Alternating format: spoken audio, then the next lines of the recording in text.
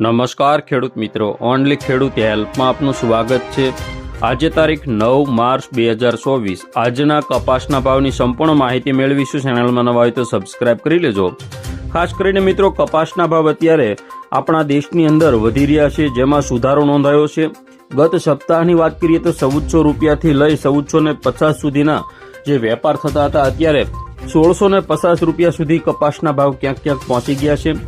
US cotton વાયદો એટલે કે ન્યુયોર્ક કોટન વાયદાની અંદર પણ 95 સેન્ટથી લઈ 100 સેન્ટ સુધી ગઈકાલે જે વધારો નોંધાયો તો ફરી વખત 95 સુધી આવતા એટલે કે સ્થિરતાનો માહોલ ગણી શકાય। પરંતુ સારી મજબૂતાઈના કારણે આપણા દેશની અંદર પણ રૂ બજારની અંદર ચમક આવી શકે છે। કપાસના ભાવમાં અચાનક 15 થી 18% ઉછાળો નોંધાયો। ખેડૂત આલામમાં ખુશાલી જોવા મળી રહી છે। કપાસના ભાવ વધવા પાછળ મુખ્ય બેસાર કારણો જવાબદાર હોવાનું નિષ્ણાતો જણાવી રહ્યા છે, જેમાં ખાસ કરીને નિષ્ણાતો એવું પણ માને છે કે ફોરેન વાયદો છે, કપાસિયા છે અને રૂના જે ઊંચકાયેલા બજાર ભાવ છે, માવઠાને લીધે કપાસની આવક ઘટશે તે પ્રકારની માર્કેટમાં ઊભી થતી સંભાવનાઓ, યાન માર્કેટમાં માંગ વધતા નેશનલ ઇન્ટરનેશનલ બજારમાં જે ડિમાન્ડ આવતા તેની પણ અસર કપાસના બજાર ભાવ ઉપર પડી છે। રૂ અને કપાસિયાના ભાવની અંદર ઉછાળો આવતા કપાસના ભાવ પણ ઊંચકાયા છે। સીસીઆઈના ટેકાના ભાવ 7000ની અંદર છે, જ્યારે બજારમાં કપાસનો ભાવ 1000 રૂપિયા જેટલો ભાવ ઊંચકાતા આવે સીસીઆઈ ખરીદીમાંથી બહાર નીકળી ગઈ છે। બોડેલી બજાર સમિતિમાં આજે કુલ 280 સાધનો ભરી કપાસ વેચાણ અર્થે હરાજીમાં આવ્યો હતો। આજનો કપાસનો બજાર ભાવ 6800 થી 7900 પડ્યો છે। તો ખાસ કરીને કપાસના જે ભાવ છે તેની અંદર વાત કરીએ તો 56000 રૂપિયા પ્રતિ ખાંડીના હતા, જે 10% જેટલો ભાવ વધારો થતા 61000 સુધી પહોંચ્યો।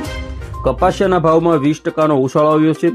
2300 થી 2350 ભાવે વેચાતા કપાસિયા 2700 થી 2800 ભાવે વેચાઈ રહ્યા છે। બજારોની અંદર રૂ અને કપાસિયાના જે ભાવ છે તેમાં વધારો થતા કપાસનો ભાવ પણ ઊંચકાયો છે। ખેડૂતોને કપાસનો ભાવ 7900 સુધી મળી રહ્યો છે।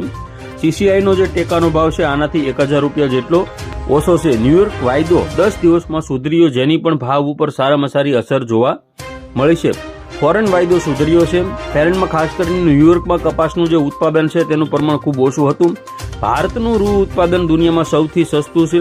ભારતનું રૂ હવે દુનિયાના જે દેશો છે એની અંદર એક્સપોર્ટ પણ થશે। યાન માર્કેટમાં કોઈ જ ડિમાન્ડ ન હતી, હવે માર્કેટ ખુલ્યું છે। એના બજારના વેપારીઓ ઉદ્યોગપતિઓને નફે મળતો થયો છે અને ફાયદો મિલોને મળ્યો। યાર્ડ માર્કેટને દોરડા એક્સપોર્ટ માટે મોટા પ્રમાણમાં ઓર્ડર મળી રહ્યા છે। બીજું કે કપાસનો પાક ધાર્યો આવવાનો છે, હવે માઠું થવાના કારણે આવશે નહીં, જેથી કપાસની શોર્ટ ઊભી થશે અને બજારની ધારણા છે સીસીઆઈ 40 થી 45 લાખ ગાંસડી, મલ્ટીનેશનલ કંપનીઓએ 20 લાખ ગાંસડી રૂ ખરીદી લીધું છે। મોટા પ્રમાણમાં માલ માર્કેટયાર્ડમાં ઉઠી ગયો, તેની પણ અસર બજાર ઉપર પડી છે। જેતપુર, પાવી જેવા ઘણા બધા જીનિંગ યાનો છે જેની અંદર 7500 થી 78 પૈસા અપાઈ રહ્યા છે, એટલે કે કપાસ લાવવો ગમે ત્યાંથી તેવી સ્થિતિ અત્યારે વેપારીઓમાં પણ જોવા મળી છે।